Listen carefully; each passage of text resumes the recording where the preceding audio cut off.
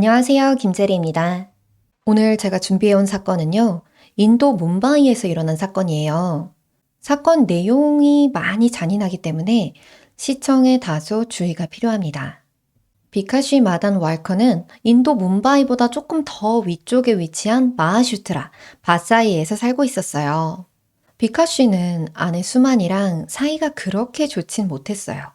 그래서 결국 몇 년 전부터 따로 살게 됐고, 비카 씨는 자기 어머니 집에서 지내고 있었습니다. 인도의 80% 가까이 되는 대부분의 사람들처럼 이 비카 씨네 가족은 힌두교를 믿고 있었어요.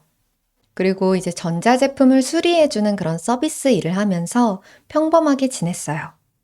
비카 씨한테는 자녀가 둘이 있었거든요. 그 수만이랑 비카 씨 사이에 태어난 딸과 아들이 이렇게 있었어요. 이 두 남매는 엄마 아빠가 따로 이렇게 살게 되면서 엄마랑 같이 지내고 있었기 때문에 사실 비카 씨랑은 살짝 거리감이 있었어요. 심지어 딸 슈라드아는요, 남자친구랑 같이 살겠다고, 나 그냥 동거하겠다고 해서요. 비카 씨가 아예, 그래, 넌 더 이상 우리 딸이 아니다. 이렇게까지나 관계가 악화됐었어요. 연을 완전히 끊은 건 아닌데 거의 연락을 안 하고 지낸 거죠. 그러던 어느 날 아들 슈리제이가 비카쉬한테 전화를 했어요. 누나한테 연락이 안 닿는다는 거예요. 누나의 친구가 그러는데 슈라드아의 핸드폰이 2달 동안이나 꺼져 있었다고 그러는 거예요. 비카쉬는 이 소식을 듣고 그 친구의 전화번호를 받아서 바로 통화를 해봅니다. 슈라드아의 친구는 한 7, 8월 정도부터 슈라드아와 아예 연락이 되지 않았다고 해요. 근데 이 소식을 들은 게 9월이었어요. 비카 씨는 부랴부랴 마니크푸르 경찰서에 신고를 합니다. 실종 신고도 아니고 납치로 신고를 했어요. 왜냐하면 슈라드아가 가족까지 등지면서 함께 살겠다고 선택한 그 남자친구한테 사실은 폭행당한 적이 있다는 걸 들은 적이 있었거든요. 몇 번 그렇게 많진 않았지만 딸이랑 전화할 때 딸이 자기 남자친구랑 너무 자주 싸우고 심지어 그 사람이 자기한테 손까지 댄다는 사실을 털어놨었어요. 비카 씨는 그래서 처음부터 그 남자친구를 의심을 한 겁니다. 경찰에 신고하면서 남자친구인 아프타브가 슈라드아를 계속 폭행해왔던 사실이 있다고, 그렇기 때문에 이 실종에 어떤 음모가 있는 것 같습니다. 부디 이 사건을 면밀히 조사해 주시길 바랍니다. 이렇게 적어서 신고를 했어요. 신고 후에 이제 무사히 발견되기만을 바랐던 가족들과 친구들의 바람과 달리 슈라드아는요, 끔찍하게 살해돼서 35조각으로 토막이 난 채 발견되었습니다. 더 이상 한 사람이라고 보기 어려울 만큼이나 조각나 있었고, 발견됐을 때는 그게 누구인지 알아볼 수조차 없었어요. 이 범인은요, 슈라드아의 신체를 냉장고에 보관하면서 밤마다 하나씩 하나씩 꺼내어 여기저기에 버렸습니다. 이 사건은 인도에서 크게 보도가 되었고요. 재판을 위해 무려 6,629쪽 분량의 기소장이 제출되었습니다. 과연 이 사건의 범인은 누구였을지, 어쩌다가 26살밖에 되지 않았던 슈라드아가 그렇게 끔찍하게 살해됐었던 건지, 오늘 이야기 바로 시작해 볼게요. 슈라드아는 가족들이 살고 있는 그 바사이에서 남쪽으로 5, 60km가량 떨어져 있는 뭄바이에서 생활을 하고 있었어요. 남자친구랑 동거를 했다 그랬잖아요. 근데 처음부터 이렇게 같이 살려고 뭄바이에 온 게 아니라 돈을 벌러 혼자 뭄바이에 왔습니다. 슈라드아가 사실상 이 집안의 가장이었거든요. 부모님이 사이가 좋지 않아서 따로 살게 됐을 때 엄마랑 남동생을 슈라드아가 거의 먹여 살리다시피 했어요. 슈라드아는 어릴 때부터 성격이 좀 독립적이고 똑부러졌어요. 장녀 재질이었던 거죠.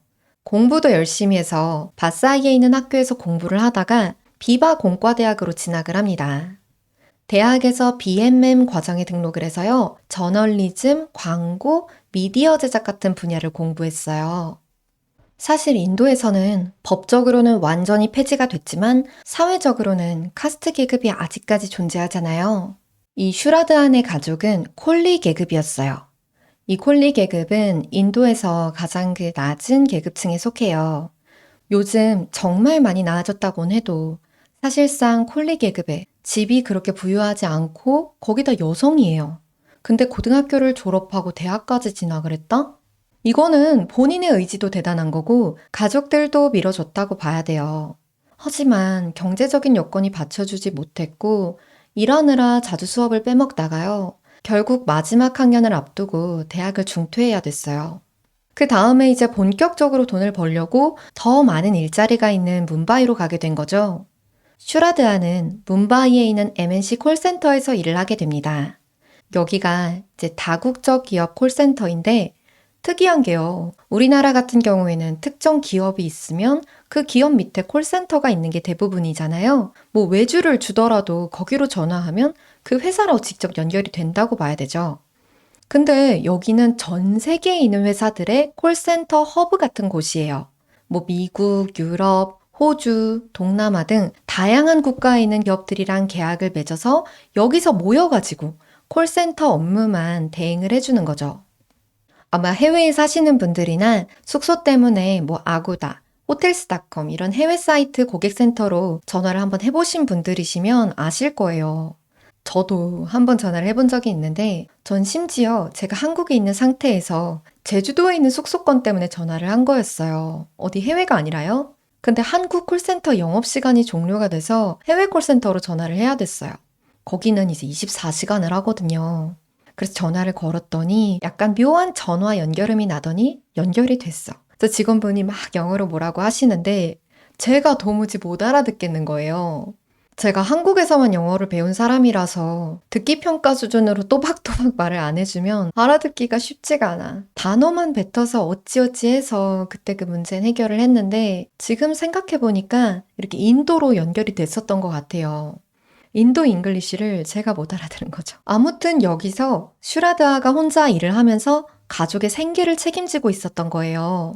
근데 혼자 떨어져서 살고 맨날 일만 열심히 하니까 외롭잖아요. 슈라드아는 범블이라는 앱을 깔았습니다. 그때 인도에는 이 앱이 들어온 지 얼마 안 됐을 때거든요. 인도 대도시에 있는 젊은 사람들 사이에서 이게 엄청나게 유행을 했어요. 바로 데이팅 앱입니다.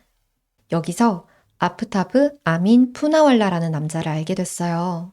슈라드아보다 한 살 많은 이 남자는 똑같이 뭄바이에 살고 있었고요. 얘기를 좀 나눠보니까 아니 심지어 같은 직장에 다니고 있는 거예요.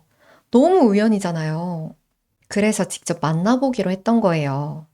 그런데 알고 보니까 이 남자가 고향까지 같은 바사이였던 거예요. 대학에서는 경영학을 전공했고 졸업하고는 여기 회사에 취업을 했다고 합니다. 두 사람은 빠르게 가까워졌어요. 근데 가족들한테는 그렇게 빨리 알리지 않았고요. 한 만난 지 8, 9개월쯤 됐을 때 2019년 어느 날 부모님한테 이야기를 합니다.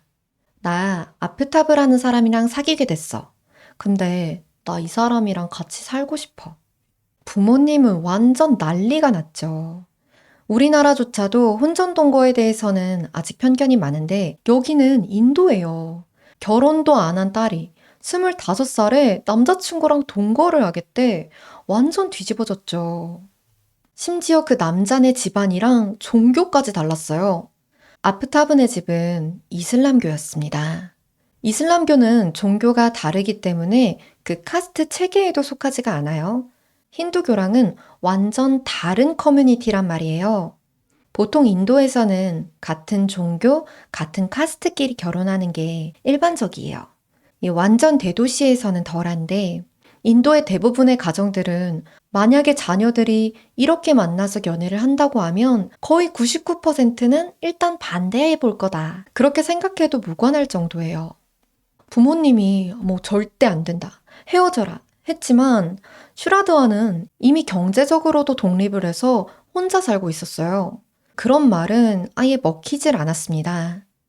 슈라드와는 아빠한테 나는 이제 25살이고 내 삶에 대한 결정을 내릴 권리가 있어 라고 합니다. 이후로는 가족과는 거의 연락하지 않고 지내면서 아프타브랑 함께 동거를 시작했어요. 두 사람은 뭄바이 인근에서 계속 지내다가 2022년 5월에 델리로 이사를 가기로 했어요. 뭄바이에서 델리라고 하면 정말 멀리 떨어진 곳이에요. 1100km 이상 떨어진 곳입니다.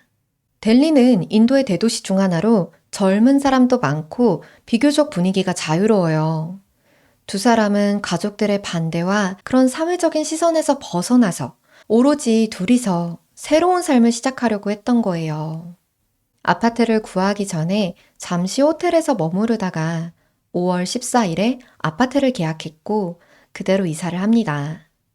그렇게 두근거리는 마음으로 델리에서의 생활을 시작했는데 그로부터 몇 개월이 지나지 않아서 경찰서로 슈라드아의 납치 신고가 접수가 된 겁니다. 경찰은 신고를 접수하고 2022년 11월 9일부터 본격적으로 수사를 시작했어요. 처음부터 비카스가 딸이 남자친구로부터 폭행을 당하고 있다고 말했기 때문에 바로 아프타브를 용의선상에 올렸고요. 휴대전화를 추적해봤어요. 경찰이 추적한 결과 그가 5월부터 계속 델리에 있었다는 사실이 밝혀졌어요. 슈라드아의 핸드폰 신호도 마찬가지고요. 이 소식을 전해 들은 비카스는 깜짝 놀랐습니다. 왜냐면 그는 딸이 델리로 이사를 갔는지조차 몰랐어요. 그렇게 멀리 떠났는데 전혀 몰랐던 거예요. 가족인데도. 너무 안타깝죠. 수사는 이제 델리 경찰로 이관이 됐어요. 아프타브는 경찰한테 델리 아파트로 이사 온 지 며칠 지나지 않은 5월 22일, 그때 슈라드아와 심하게 다퉜고 화가 난 슈라드아가 그대로 집을 나가버렸다고 했어요. 여러 번 자기도 전화를 걸어봤는데 핸드폰이 꺼져 있어서 자기도 연락을 할 수가 없었다고요. 아프타브는 슈라드아가 다른 건 거의 안 가져가고 오로지 휴대전화만 가지고 나갔기 때문에 대부분의 소지품들은 다 그대로 집에 있다고 말했어요. 경찰은 아프타브의 집을 수색했죠. 하지만 처음에는 특별히 수상한 점은 발견하지 못했습니다. 하지만 계속해서 조사를 진행하던 경찰들은 뭔가 수상한 흔적들을 발견하게 됐어요. 5월 26일 슈라드아의 계좌에서 아프타브의 계좌로 5만 4천 루피가 이체가 된 거예요. 슈라드아의 핸드폰 뱅킹 앱을 통해서 송금이 됐었더라고요. 아니 지금 화가 나서 집을 나갔는데 계좌로 돈을 보내? 뭔가 이상하죠. 그 핸드폰 뱅킹으로 이체할 때 당시 핸드폰 신호도 두 사람의 집 근처였어요. 이것뿐만이 아니에요. 집을 나갔다는 사람의 마지막 핸드폰 신호들이 계속해서 집 주변에서 발견이 됩니다. 경찰은 밝혀진 사실들을 토대로 아프타브를 압박해 나갔어요. 이 휴대전화 기록에 대해서 설명하지 못하던 아프타브는 며칠 뒤 결국 입을 열었어요. 2022년 5월 18일, 그날 밤 무슨 일이 있었는지요. 델리의 새로운 아파트에 이사한 지 겨우 나흘이 지난 그날, 두 사람은 다투기 시작했습니다. 결혼 문제와 돈 문제 때문이었어요. 슈라드아는 계속 결혼하자고 했거든요. 하지만 아프타브는 결혼을 하고 싶지 않았어요. 차일피일 계속 미뤄왔고 그날도 이 문제로 다투게 되었습니다. 그 돈 문제는 뭐냐면 뭄바이에서 델리로 멀리 이사를 왔잖아요. 근데 집을 먼저 구해야 되니까 큰 짐은 원래 있던 그 뭄바이 집에 싸두고 이제 간단한 짐만 싸가지고 여기 델리로 왔단 말이에요. 그럼 이제 나머지 짐들을 가져와야 되잖아요. 그걸 가져오는데 드는 돈은 누가 낼 거냐. 그거에 대한 다툼이었어요. 말로 시작한 싸움은 점점 격렬해졌고 아프타브는 슈라드아를 폭행하기 시작했어요. 때리다 못해 결국 손으로 슈라드아의 목을 졸랐고 그녀는 그대로 사망하고 말았어요. 정적이 찾아온 방 안에서 아프타브는 고민하기 시작합니다. 아, 저 시체 어쩌지? 슈라드아의 핸드폰을 확인해 보니까 친구한테서 온 부재중 전화가 몇 통 찍혀 있었어요. 오후 7시 40분, 아프타브는 슈라드아의 핸드폰으로 그 친구한테 다시 전화를 겁니다. 그리고 지금 슈라드아가 너무 바빠서 전화를 받지 못한다고 말하고 끊었어요. 아프타브는 자기의 핸드폰을 들어서 이제 구글을 막 뒤지기 시작합니다. 시체를 아무도 모르게 처리하는 방법. 다음날 아침에 동네 시장에 있는 전자상가에 간 아프타브는 300리터짜리 냉장고를 샀어요. 그것도 슈라드아의 돈으로요. 그리고 톱이랑 칼도 구입합니다.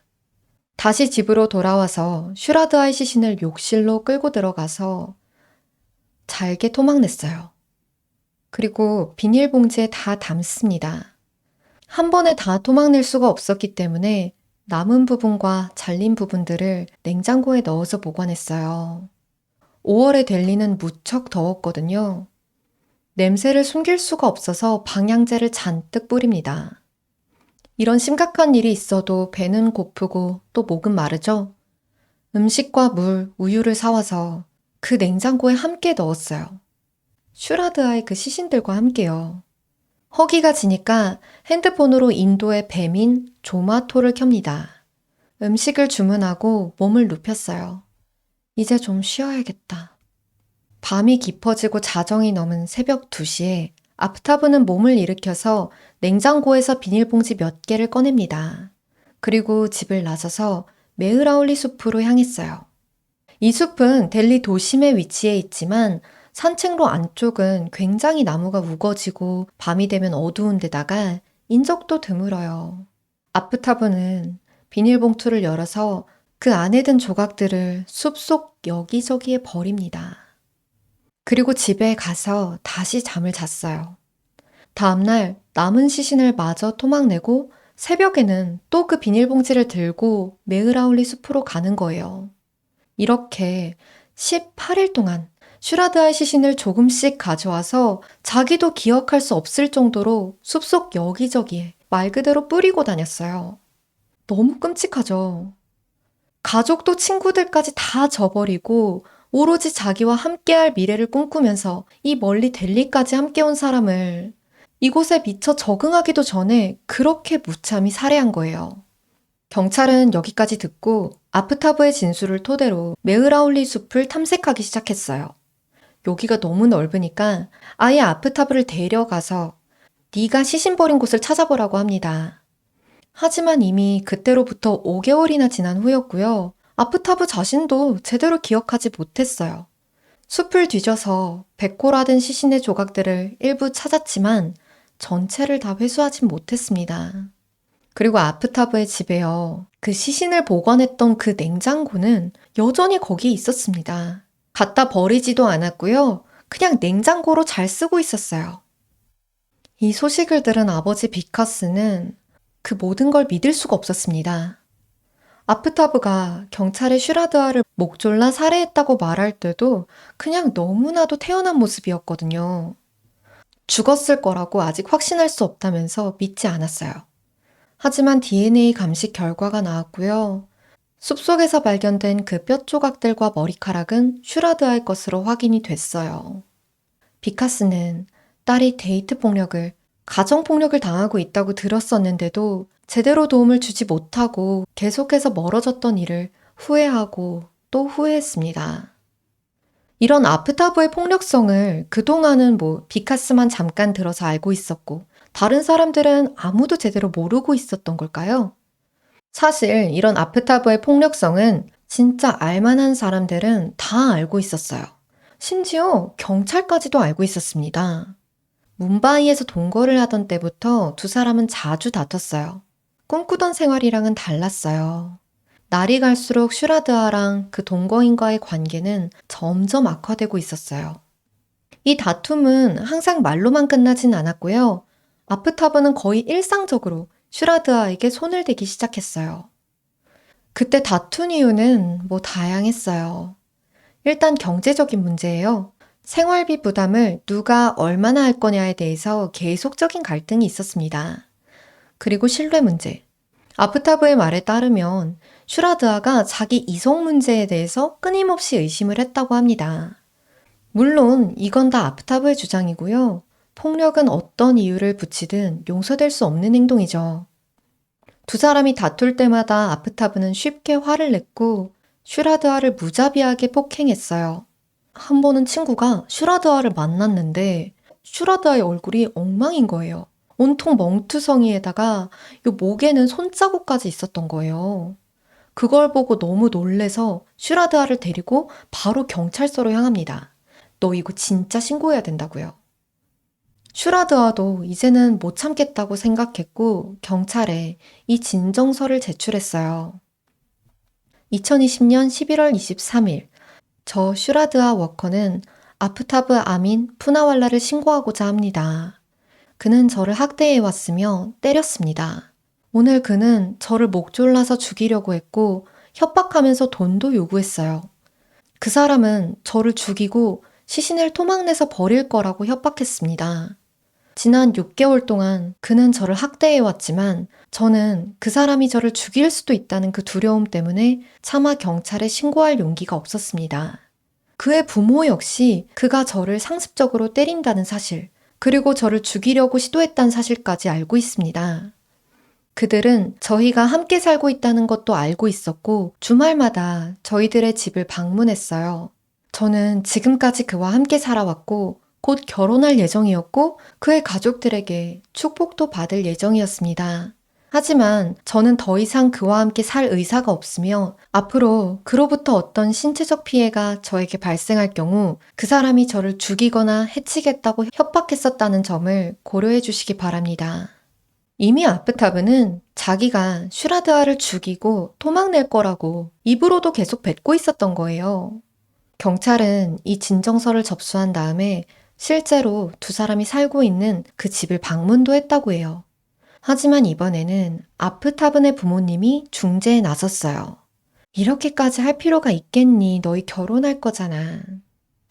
결국 슈라드아는 이제 다툼이 없습니다. 괜찮습니다. 이렇게 적은 서면을 경찰에 추가로 제출을 했어요. 근데 그래도요, 사람이 죽을 만큼 두들겨 맞았으면 경찰은 계속 수사를 해야 되잖아요.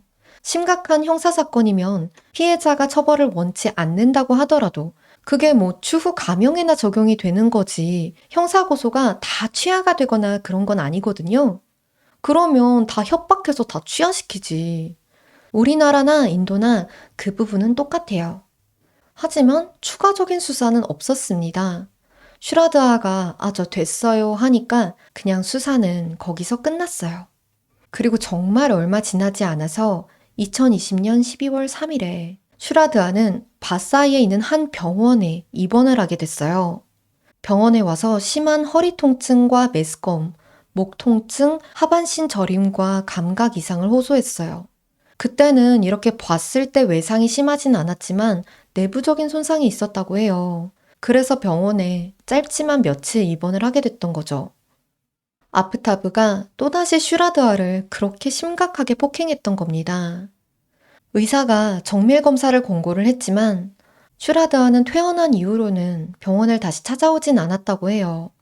아프타브의 폭력은 끝나질 않았던 겁니다. 슈라드아는 친구들한테도 이 사실을 알렸고 연락을 자주 하지 않았던 가족들한테도 말을 했어요. 당연히 주변에서는 뜯어 말렸죠. 제발 헤어져라. 관계를 아예 끊고 너는 지금 안전한 곳으로 가야 된다. 더 이상 아프타브와의 관계를 이어가지 마라. 동생이랑 엄마도 아프타브랑 헤어지고 차라리 집으로 다시 돌아오라고 그렇게 설득하려고 했어요. 하지만 이 아프타브는 폭력을 저지를 때마다 슈라드아한테 진심으로 미안한 척 그렇게 사과를 해왔고요. 슈라드아는 그걸 또 받아들여 줬어요. 매 순간 용서를 하면서 계속 변할 거라고 말하는 그를 믿었겠죠. 이번이 진짜 마지막일 거라고. 그런데 그거 아시죠? 이렇게 헤어져라 헤어져라 해도 계속 그런 사람한테 돌아가는 걸 보면 주변 사람들도 지치기 마련이에요. 동생도 자기가 아무리 얘기를 해도 계속 누나가 그 아프타브한테 돌아가는 걸 보면서 나중에 가서는 그냥 연락을 점점 안 하게 됐어요. 내가 무슨 말을 하든 안 통할 테니까. 그러는 사이에 어머니까지 돌아가셨고, 그러는 사이에 엄마까지 돌아가셨고, 이 가족은 구심점을 잃고 서로 더 멀어지게 됐던 거예요. 끝내는 델리로 이사가는 사실까지 가족한테 알리지 못할 정도로요. 많이 외로웠을 거예요. 아프타브가 체포가 되고 수사가 시작된 지 75일 만에 경찰은 아프타브를 기소했습니다. 아프타브는 경찰에 자기가 슈라드아를 죽이기 일주일 전부터 죽일 결심을 했었다고 진술했어요. 그 일주일 전에 호텔에 있을 때 그날도 다퉜는데요. 감정에 북받쳐서 우는 슈라드아를 보고 잠깐 살인을 미루기로 했대요. 아프타브는 자기가 전화 통화를 할 때마다 누구랑 통화하는지 바람 피우는 건 아닌지 계속 점검하듯이 굴고 자기가 둘의 관계에 충실하지 않은지 그렇게 의심하는 게 싫었다고 해요. 아니, 근데 그게 마음에 안 들면 그냥 헤어지면 되잖아요. 제발 헤어져 주지. 시신을 토막내고 버리는 방법은 밤새 구글링을 해서 찾았다고 합니다. 어떻게 생긴 톱을 사용해야 되고 어떤 식으로 처리를 해야 의심받지 않을지 계속 찾은 거예요. 또 자기가 미드 덱스터를 즐겨봤다고 하면서 신체 부위를 토막내서 냉장고에 보관해야겠다는 아이디어를 거기서 얻었다고 했어요. 덱스터 엄청 유명하죠. 이 드라마 보면서 그런 생각하는 사람이 어딨어요. 다 핑계지. 시신을 처리할 때 날씨가 엄청 더웠기 때문에 부패가 빨리 될 것 같은 내부 장기들을 먼저 잘게 다져서 처리를 했다고 해요. 시신을 다 처리하고 나서는 세정제와 화학약품들로 욕실이랑 냉장고를 깨끗하게 청소했어요.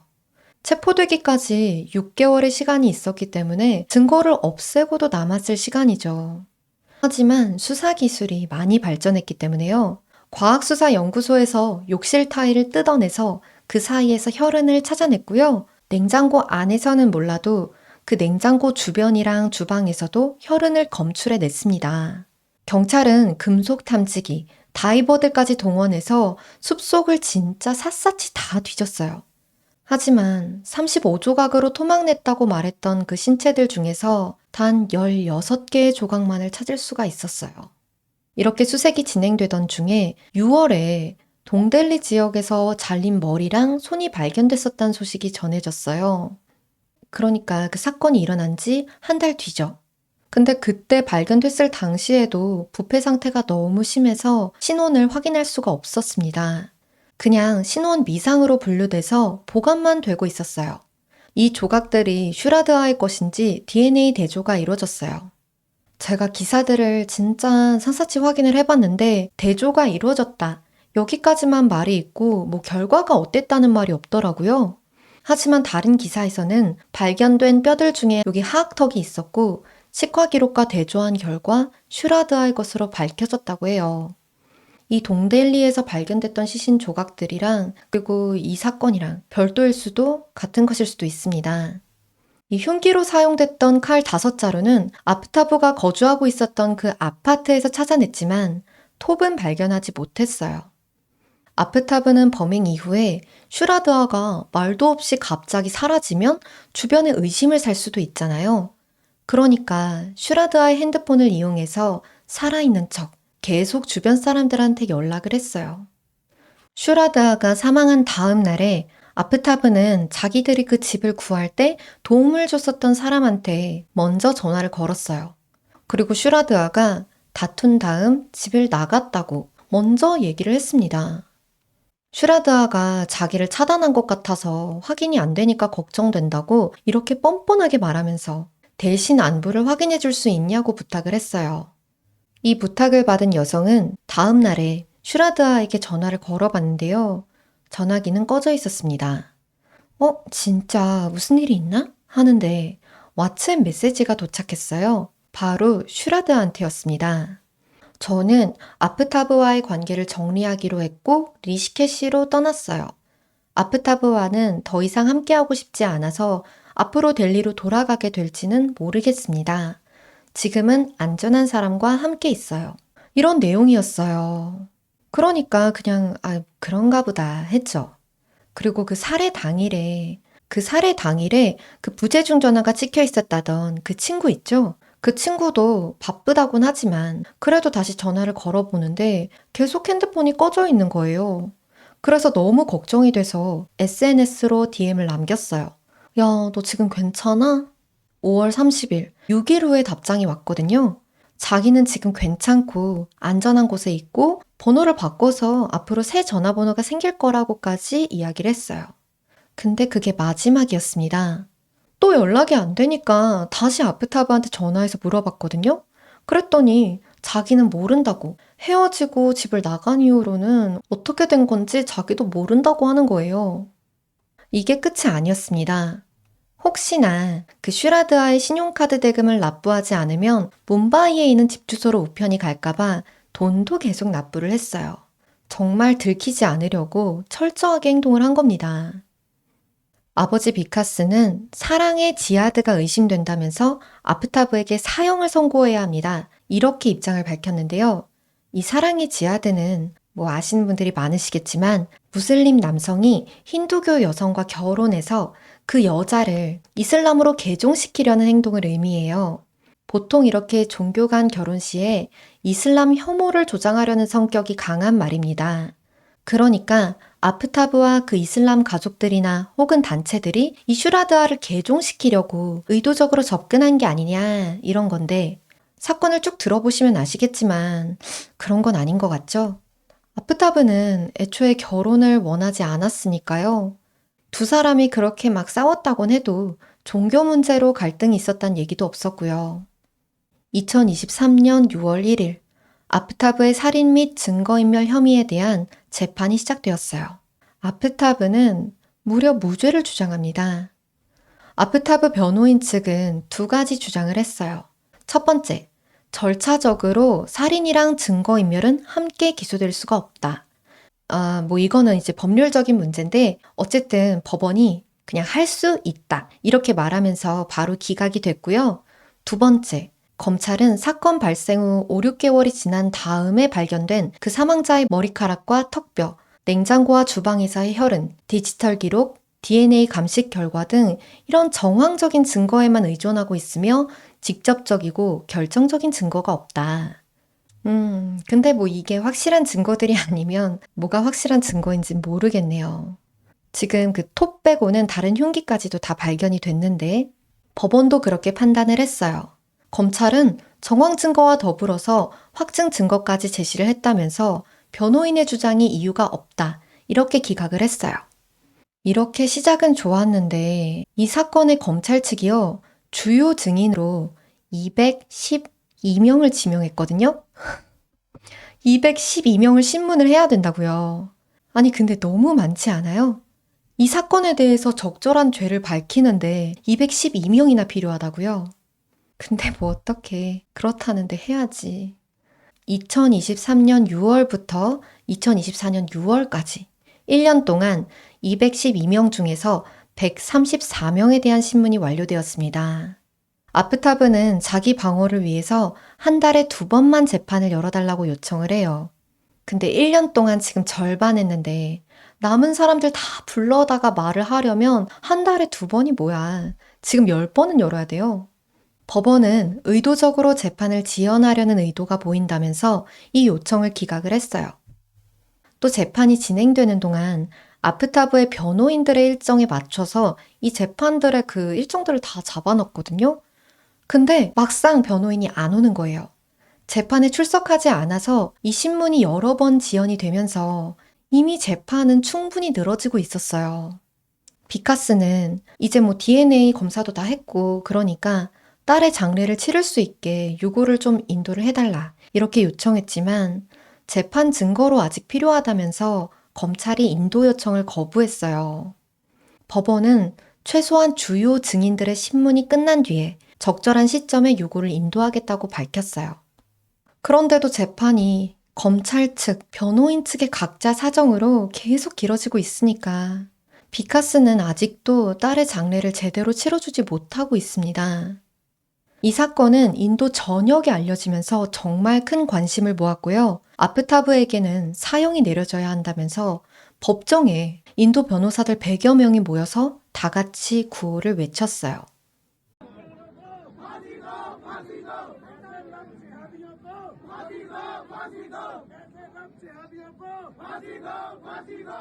슈라드아에게 정의를, 살인범을 교수형에 처하라. 이런 구호를 다 함께 외쳤습니다.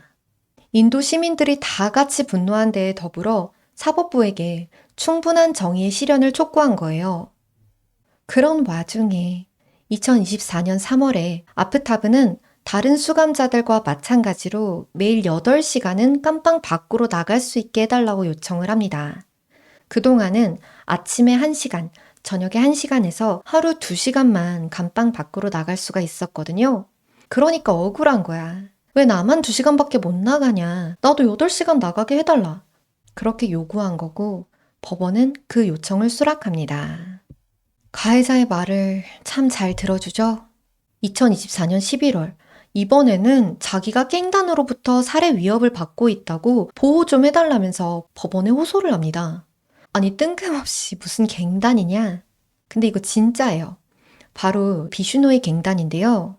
비슈노이 갱단은 인도에서 가장 악명 높은 범죄 조직 중에 하나라고 해요. 무기, 마약 밀매는 물론이고 정치인, 연예인, 사업가 이런 사회적으로 영향력이 있는 인물들을 상대로 협박, 금품 갈취, 심지어는 청부살인까지 저지르는 조직입니다. 이 조직이 자기들이 오랫동안 노리고 있었던 어떤 표적이랑 가까운 사이였다는 이유로 2024년에는 뭄바이의 정치인인 바바 시디키를 피살하는 사건이 있었는데요. 이 일로 조직원이 체포가 된 거예요. 그리고 경찰 조사 과정에서 자기네들 조직이 아프타브를 제거할 계획이 있었다고 진술을 한 겁니다. 비슈노이 갱단은 여성에 대한 극악한 범죄자는 이 사회에 존재할 가치가 없다. 이런 명분으로 아프타브를 직접 처단할 계획을 세우고 있었어요. 아예 대놓고 SNS에 이런 극악한 범죄에 대해서는 법적 처벌만으로는 부족하다면서 직접 정의를 실현하겠다는 그런 의지를 내보였어요. 물론 얘네도 엄청난 범죄 조직이에요. 범죄자들인데, 이 얘기를 딱 들었을 때 아무튼 그런 일이 있었어요. 아프타브는 델리 티아르 교도소 독방에 수감 중이었는데 이 소식을 듣고 벌벌 떨면서 보호를 요청했고요. 교도소 측은 야간 경비원을 추가 배치하고 경비까지 대폭 강화했어요. 델리 법원은 아프타브가 직접 법정에 출석하지 않고도 화상회의로 재판에 참석할 수 있도록 또 편의도 제공을 해줍니다. 사적 제재가 만연한 사회는 건강해질 수가 없어요. 아프타브가 법적 처벌을 끝까지 제대로 받을 수 있게 사법 시스템이 제대로 돌아가고 있는 거죠. 그렇게 시간이 지나 지금이 되었습니다. 제가 이 영상을 준비하고 있는 2025년 5월에도 재판은 아직도 끝나지가 않았어요. 아직도 그 검찰 측 증인 신문이 계속되고 있다고 해요. 슈라드아의 유골 인도도 아직 이루어지지 않았고요. 재판이 하루빨리 종결이 돼서 유족들에게 조금이나마 위로가 될 수 있도록 정의가 제대로 실현이 돼서 아프타브에게 높은 형량이 선고되길 바랍니다. 아버지는 사실 종교가 다르니까 너희 둘의 인생에 큰 걸림돌이 될 거고 그게 그러니까 이 연애를 하지 말라 그렇게 반대를 했는데 물론 저희는 이제 그 사회에 대해서 제대로 모르죠. 하지만 이 두 사람 사이의 갈등은 어땠어요? 어떤 나라에도 너무 흔하게 있을 법한 그런 갈등들이었죠. 가족들이랑 멀어져서 너무나도 외롭게 타지에서 죽어간 그 슈라드아의 사정이 너무나도 안타까웠습니다. 주변에서 혹시라도 데이트 폭력을 당하고 있다든지 가정 폭력을 당하고 있다든지 이런 소식을 접하게 되면 우리도 조금 더 관심을 가지고 그렇게 지켜볼 수 있었으면 좋겠어요. 오늘 이야기는 여기까지고요. 제 얘기 더 듣고 싶으시다면 좋아요, 구독, 댓글까지 부탁드릴게요. 항상 이렇게 컴퓨터에 대고 이야기를 하고 있지만 그 좋아요, 구독, 댓글로 여러분들이랑 소통하고 있구나 이렇게 느끼거든요. 오늘 저를 처음 보신 분들도 그리고 계속 보고 계시던 구독자분들도 이렇게 부탁드릴게요. 다음에 봬요.